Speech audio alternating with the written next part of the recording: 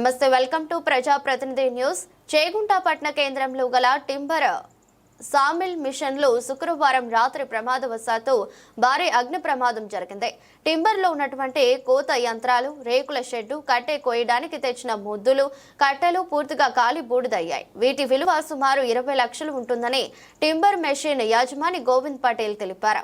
రాత్రి స్థానికులు రామాయంపేట అగ్నిమాపక సిబ్బందికి సమాచారం ఇవ్వగా వారు వచ్చి మంటలను అదుపులోకి తీసుకొచ్చారు. ప్రమాదానికి గల కారణాలు పూర్తిగా తెలియరాలేదు.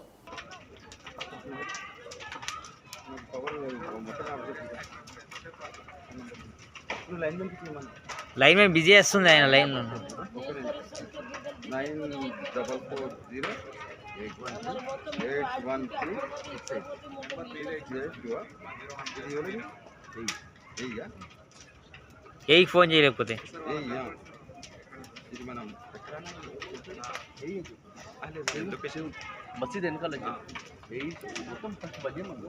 మొత్తం లైన్ బంద్ చేయమని మొత్తం